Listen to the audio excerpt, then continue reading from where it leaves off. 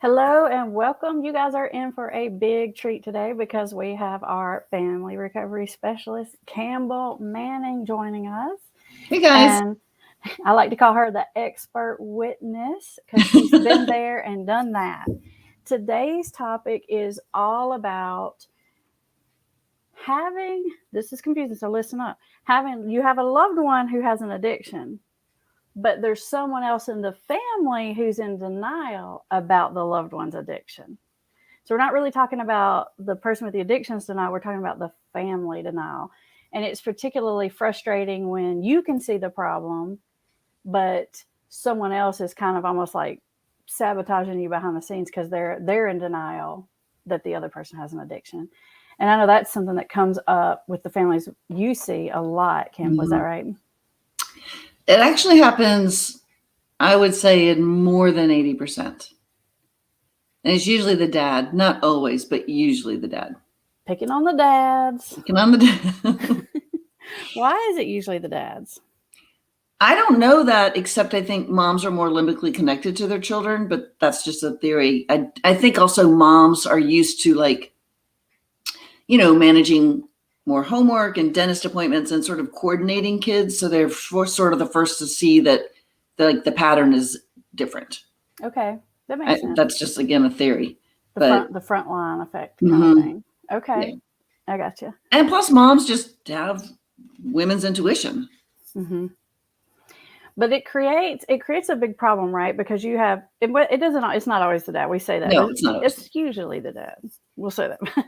But even if it's like the parents get it, but a grandparent doesn't, or even if the parents get it, but there's a sibling that does it. A lot of times if you have this one person, and there's usually one that just doesn't want to believe that the person has an addiction, it can really interfere with anything that you might be trying to do to get somewhere with it, right? Yeah. And even if it's not flat out denial, it's sort of just interference. Like I had a client this morning and she's been coming and her husband hasn't, but he keeps sort of undoing what she's trying to do. And she'll say, well, this is what Campbell said. And he's like, doesn't really care what Campbell said because he doesn't come here. Mm-hmm. So, but it's common because it's so uncomfortable to absorb this information and to sort of sit with it. So it's grief, which sort of makes them incapable of doing it. So it's not that they don't want to do it so much as they're incapable of doing it. There's also that feeling, I think, of what makes it happen is, did I do something to cause this? And that makes me so uncomfortable that it can't be as bad as you guys think it is, because then I might be culpable. Right. It's a self-protective mechanism of some sort. Denial is always protecting you from something that you're not ready to see. Yeah. Right. So that kind of talks to us a little bit about why it happens, right? It's like the person's not ready to see it, or it's like, oh my gosh, if they are, it means X, Y, and Z, and I'm afraid of that. But what do you do if you're the family member that can see it and you're trying to help the situation? Maybe you're seeing Campbell, you're doing whatever, you're trying to help the situation, but you got this other person who's over there. Usually maybe they see it like a little bit, they kind of minimize it. Yeah. Like, well, a little bit, but it's not as bad as you're making it out. They kind of go behind the scenes. We see this a lot with married people, like maybe the spouse sees it, but the in-laws won't see it. Yep. And then, it's like, and then you got these other people over here, and it creates a lot of splitting and mess. So right. Talk us through a little bit about what it looks like when that's happening, how that all plays out, and what to do about it. Well, what it looks like is there's usually arguing, and there's usually a lot of hyper focus on the event because your spouse or whoever it is, I'm gonna stick with spouse just for today, but if your spouse is in denial, then you're going to spend a lot of time focusing on it, which is going to make you believe it even more. And you're going to try to convince them that there indeed is a very significant problem. You're not hearing me, honey. The school is calling. His stuff is, I'm going through his things. And that makes the person in denial defend and dig in, mostly, again, to protect themselves, like you said. But that leads to just a lot of arguing and or silence because you're so mad at him or he's mad at you that you just stop talking to him in general. So we had this in our family. Like Frank just was like convinced everything was maybe not rolling along wonderfully, but it wasn't as bad as I was predicting. Right. So we argued a lot or fought in silence. They just refused to see it. So you really need to stop. But basically what that does is that leaves you completely alone, so angry, very sad, exhausted, because you're just constantly trying to validate that you're right, or maybe even that you're wrong, but you know back there that you are right, but you can sort of almost fall back into for a few minutes like, well, maybe I'm great. Maybe I am crazy. Maybe you're being kind of gaslighted from the addict, right? Who's telling you that what you think isn't true, right? Yeah. But your alarms are screaming. And then you have other family members and other outside people that are telling you that what you think isn't true. And so you just brought up a really good point, because the addict himself is going to smell this splitting. He's going to smell it. And then he's going to be like in our case, like, Dad, Mom's just, I don't know what's wrong with Mom. She's just crazy. She's a lunatic. I literally just came from lacrosse practice and she thinks that I'm not even on the team anymore. So you do feel super, I call it salty, sad, angry, lonely, tired, and yearning for the good old innocent days to come back for before this problem happened. And then I think for a while you feel like the alienated person. Oh, because you're the one that's like, there's a problem, but no one listening to you, no one is taking you seriously. And then I love what you said earlier about like, then you dig in, you're trying to prove it. You're trying to prove it to the person who has addiction problem, that they have addiction. You're trying to prove it to the other person in the family who won't believe it. And then you really do look like a crazy person. And you really don't have anyone to talk to about it at this point, because your spouse, who you talked about everything, is not willing to talk to you about it. And you brought up an interesting point. I can remember in the middle of this, when Frank was not believing what was happening, there was a Friday night and he and my daughter wanted to go out for dinner, and they decided to go for Chinese food. And I don't really like Chinese food. It's too boring. Thai is much more spicy. But so I just was like, no, I'm not going to go. And they're like, what do you mean you're not going to go? And I was so mad at Frank because he wouldn't hear me that I literally stopped like even going out for dinner with him. Mm-hmm. Those are my trough days. It was just sort of your way of fighting back, kind of just, like a passive aggressive, like an anger. Okay. Yeah. It's stupid. Very stupid. But yeah, so that reinforces though that sad, angry, lonely. But it also reinforces to the family member that you are crazy, right? And then they start believing the addicted person even more, because they're like, I know this crazy person, right? Like she wouldn't even eat Chinese food. Right. And let's not even point out the fact that he wasn't even at home to go with us to eat Chinese food on a Friday night, because he was out not being addicted. Right. My point. And so that is something that like you said, the addicted person picks up on that, and they'll play that for all it's worth, because what happens is if they can get these other two people arguing about whatever's going on with them, the whole time this argument is going on, this addicted person, the addiction is just reigning free, right? Because it's got y'all distracted over here in an argument about it while it just does whatever. Just game on. Right. Yep.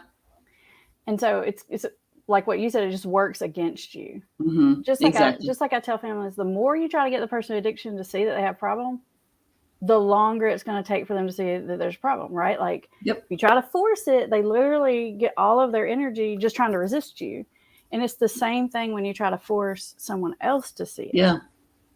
Same process. So the answer to your question a few minutes ago is stop doing that. And really, it's as weirdly as it feels and sounds, like align with your spouse or whoever it is that's just say, you're probably right. There's probably nothing going on. Stop focusing on it. Stop handling the problems. Like I can remember the police called about something that really was stupid. But I just left it on the voicemail. And I just said, there's a call. I don't really get it. Like, I'm sure it's not really meant for us. And Frank was listening to it. He's like, oh my God, like I said, I don't know. I'm sure it's not our son. It's completely fine. And I just left it. And then, with enough time of me doing that, eventually Frank started saying, don't you think we might have a problem? I was like, no. Who, what, us? No, I think things are much better lately. Like, we're good. I think I think he's fine. And that forced him to get out of his role. And I mean, I'm literally sitting on the other side of the kitchen table, like, You're just gonna let him fall in it, weren't you? yeah. But it's like if you stop trying to force everybody to see it and just back up, it shows itself. I say this about addiction all the time. You don't have to chase it. You don't have to look for it. You don't have to spy it down. It shows itself. All you have to do is just stand back and let it. Yep. It's definitely going to rear its head in a shorter time period than you want. Right. And if you stop running interference and arguing with them and checking all the messages like you're saying and making all the calls, if the other person has to be on the front lines of it, they will see it faster, whether that's the spouse, the in-laws, the whoever. So that really does mean to stop engaging in it whatsoever. Like, don't go to the school for meetings. Don't reply. Don't just tap out of all those situations so that you are rested and not as sucked into it. But also the situation unfolds more drastically for the addict because you're not trying to fix it. It's going to break faster. Right. And I feel like with most of the families we get, you spend the whole first several weeks just trying to get the parents on the same page usually. Isn't that kind of how that goes? Yeah, it's like dancing with two casts on your feet because the denial person, you have to be so careful because they will just get up and leave and not come back. So you have to validate that and I always say, I could be wrong. I could be wrong. There could be absolutely nothing wrong, but there's something going on, whether maybe he's being bullied or something. There's something going on because your child is clearly telling you something is not right. So usually once I start to do that, then the denial parent comes back in and says, yeah, I started looking and there's a lot of money missing and I had some pain pills in my top drawer and then they are kind of gone. So they start to slowly come back in. So if you just stop trying to force it, because humans are just like that, right? If we feel like someone's trying to force us anything, we resist, even if we were going to do it anyway. It's like, no, I'm not going to. I'm the worst person out there for that. Yeah. So it's a pretty normal human reaction. It's also a pretty normal human reaction to be in that alarm state and to want to try to hurry everyone else along. But the more you try to do that, the slower it's going to go. Well, sure. Because the person who just clued in is just frantic because this could get worse. Your kid could die. They could fail grade. I mean, it's catastrophic. And you start to feed that and then you do become Looney Tunes. But the best way to do it is to find someone you can talk to that validates and says, yeah, I hear you. You're not crazy, but here's a better way to get everybody else on board so that you can then begin to learn more, plan, build your strategy, which right now you're just in that spinning space. So it's like, to me, it's like you work really hard with the parents and you get the parents on the same page. And then somebody else gets in the picture, and then the grandmother gets grandparents or their best friend's mom. Somebody else. Those grandparents, they slide money in on the side, and they drive them places, and they buy cars. I'm like, and I will meet with grandparents, but I can tell you, I've only been successful in 3 out of probably 25 where the grandparents will actually come in. They just look at me and say, I can't do that. Well, I'm like, okay, well, it's your heart. Like you gotta follow your heart. I think sometimes the cure for that is to let them go live with the grandparents. Not really, but we try that, but it doesn't really go well. I mean, it doesn't go well, but when the grandparents see it firsthand, when their money's stolen out of their wallet or whatever, it's a little harder to. It is, but I think it takes the grandparents so long to see it. But by then, the parents have just lost their crackers. And the kid is probably doing something really dangerous by then. Really bad. Yeah. Yeah, the grandparents have, if you have to look at this with eyes like this big, grandparents have eyes like that. Are you picking on them because they're older? They can't see you? Is that what they don't want to see it. They don't want to see it. It's like those sunglasses little kids wear that have the lines over them. That's what grandparents are like. So they're wearing those like little kid sunglasses. Just like blinder shades in there. Okay. I like that. Let's see who we have with us. Let's see what you guys have to say about it. Hey, Mia and Debbie. We have Debbie in here, and Vicky from South Dakota. Silent Sister.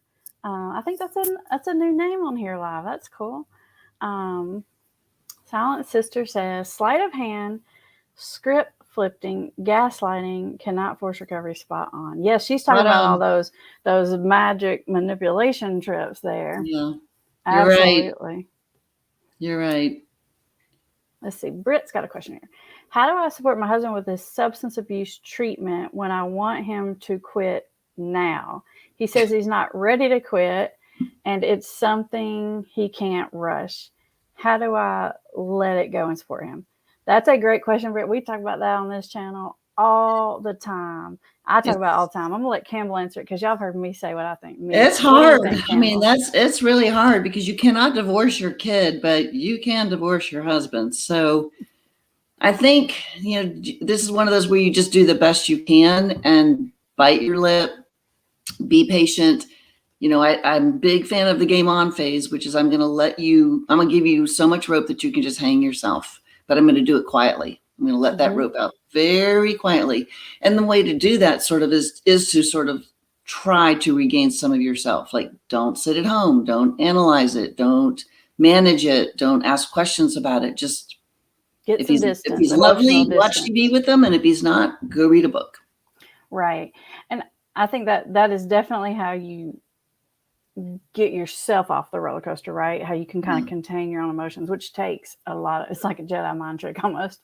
But what you're saying is, he's saying he's not ready. And Campbell does such a great job of this in our office because, we see families. I usually see an addicted person. Campbell sees the family. And after I meet with the person, I'll tell Campbell, I'm like, this is how close we are. This is how many, this is what he's going to try. Yes. And Campbell, you're so good at helping the family members tolerate that trial and error process. What is it that you tell them?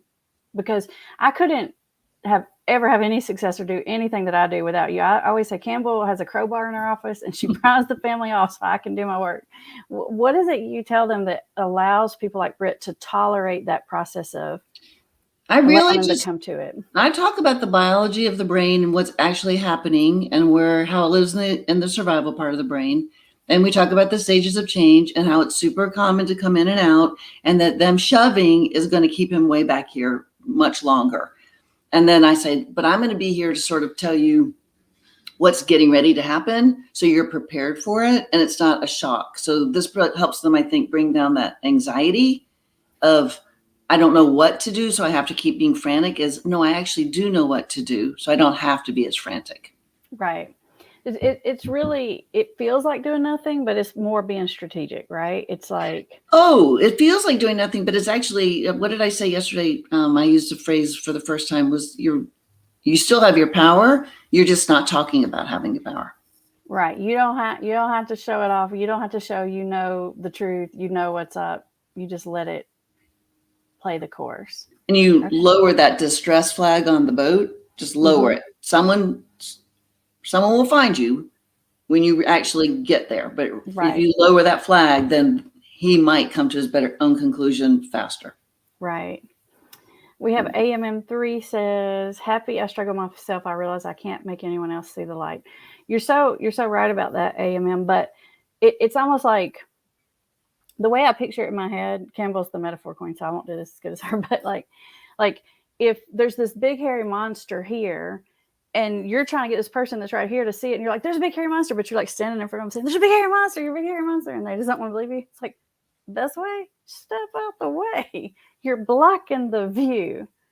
Yeah. And if you just step, because you're like, don't go in there, don't go in there. It's like, it's bad in there, And if you just step out the way, they'll see it faster. That's the way I imagine it in my head. That's good. What's your Campbell metaphor for it? Well, I can't make them up. They just roll out. I don't have one right now. Make them up all the time. What are you talking about? Well, I make them up, but in the moment. Then you ask me, I can't make one up. Have to be inspired. Okay.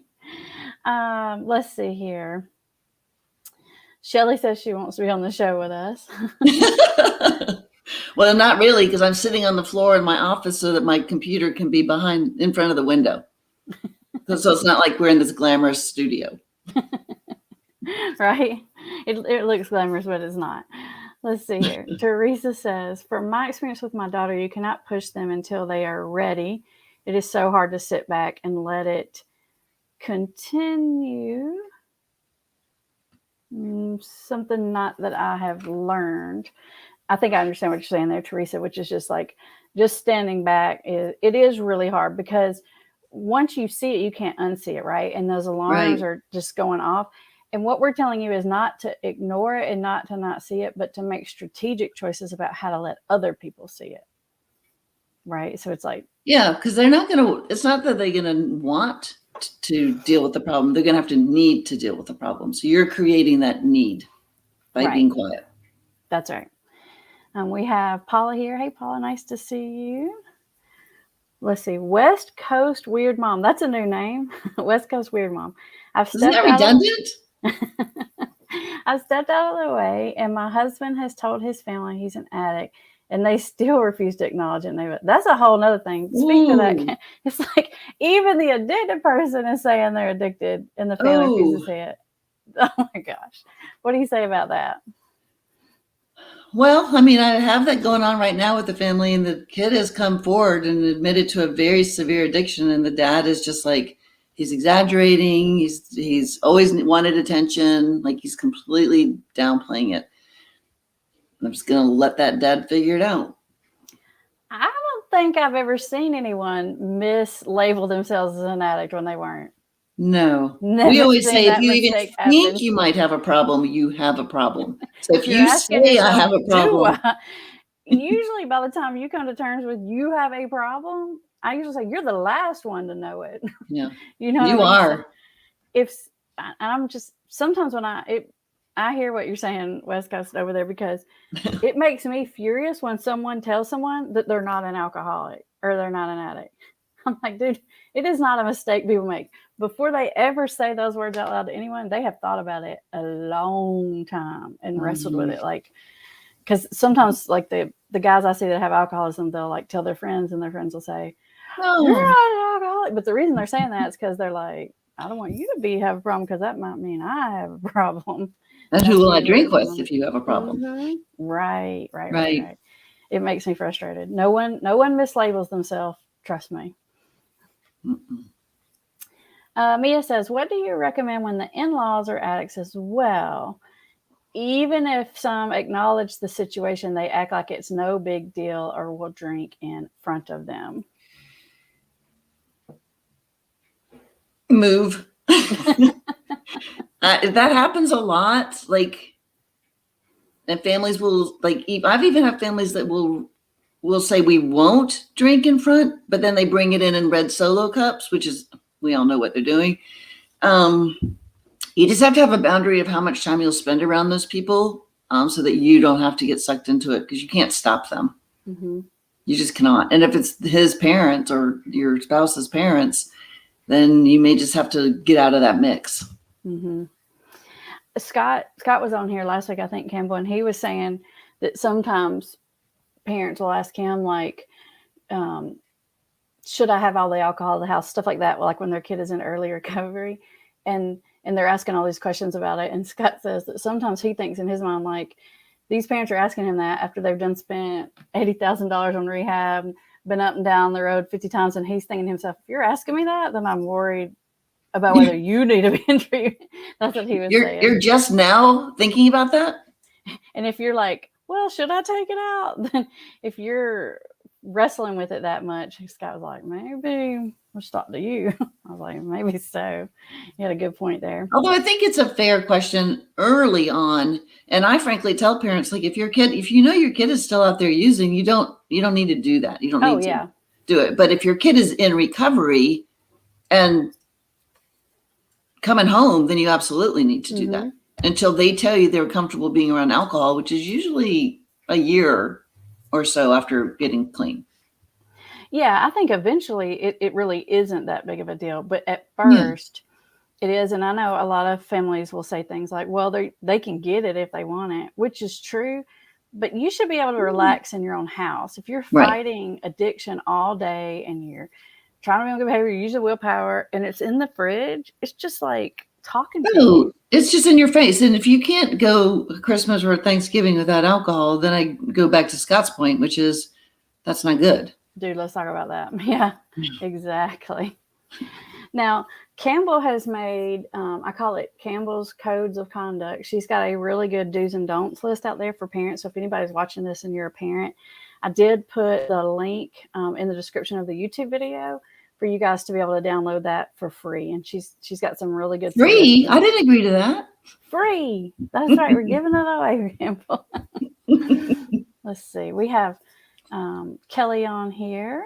Kelly says his cousin walks behind her saying he can drink if he wants to. I smiled so calm and said, "You're right, but did you know he was out all night drinking and started again this morning?" Yeah. Man, that was probably hard to handle with the smile on your face, Kelly. You probably wanted to just, oh my gosh, wring their neck, I'm sure. Amber says, "Hey, Amber, that's a good name. How can you like your name? How can you suggest helping a chronic relapse when they've done everything we can to step back, but the universe isn't allowing the natural consequences? Like a magic force is being there to enable." Oh, I know what you're talking about, Amber. It's like they can't get in trouble. Yep. It's like they won't take them to jail. They won't fail them from school. Oh, I've seen that. They won't get a DUI. They can't get a DUI. Yeah. That will run out eventually. Yeah. It is shocking, and I tell parents this all the time because they're like, "Should I call the cops?" And I was like, and that's just a whole nother conversation. But like, I'm like, you're going to be really shocked about how they're not going to do anything about it and how many chances they're going to be given. And it is like, wow, like the natural, but eventually it will catch up. But it does take longer than you think. It takes longer than you want. It takes longer than you want. Yeah. Let's see here. Our whole family is waiting patiently for my son to be ready to change. It's tough. But one good thing I like about what you're saying is the whole family. The whole family. So that means you've got a lot going right there. If you've got everybody's on board with that. Mm-hmm. Campbell, any last words of wisdom, advice, do's and don'ts, if you're in this situation where you're dealing with another family member who just refuses to see it? I think you definitely need someone to talk to about it, just so that you don't feel as lonely and crazy as you probably are feeling. So if you have a dear friend, somebody like that you can at least bounce it off. And again, don't like take over every conversation with it, but every now and then just sort of say, "Hey, I really need to let off some steam. Can you give me 15 minutes for me just to vent?" Right. Because it is really, really difficult to be alone in this. And we've talked about disenfranchised grief on this for a long time, and that's what it is. So I think also recognize that that's what this is grief, and let those feelings, if you got to scream and cry in the shower, scream and cry in the shower, pound it out in the garden. I think too, Campbell, I love what you said, like having a ear to listen to and talking to another parent that's been through it. They're going to know exactly what you're saying, and they're going to believe you because they're going to know what it looks like. And if nothing else, it just feels validating because you got the whole world telling you you're crazy and you're not seeing what you think you're seeing. And it really does help a ton just to be like, no, you're not crazy. That's definitely happening. So like maybe a favor, something that has a parent group, but you definitely want a parent group where you can get some feedback, some validation, not just so you can be heard, but someone that can say, "I've been there. I know how you feel. It gets better," or "Here's what we did," sort of gain from their knowledge, but also have them hear you. Speaking of parent groups, it's nice. Campbell, that was good. I didn't even think about that till you said that. I was like, oh, she's giving me the window. Campbell is opening an online parent group. It is opening in October, like in 2 weeks. So make sure you guys are on the wait list for that if you're interested, because Campbell will be doing some live group coaching. She will be answering questions. You'll have other families in there who've been through the process. It's really going to be a super great resource, especially if you're out there and you feel like everyone thinks you're crazy, but you know what you know, and you need some support and some advice. and some And strategic just some planning. like road mapping to now what do I do? Right. Yeah. I think that's one of the things that you do so well, Campbell. It's not just, I mean, yeah, you've been through it. And so you can listen to someone, you understand it, but the thing that you bring is just like now do this, this, and this, some actual concrete steps, which I feel like makes you feel at least a little bit more in control. I feel like when the world is spinning out of control, you want someone to say, hey, this is what you can do. Like, pack your bag and go to the basement. Here's your options. Right. Exactly. Thank you, everyone, for joining us. If you related to anything in this video, make sure you give it a thumbs up. We would greatly appreciate it. And we will see you next week. Bye, everybody. Bye, guys.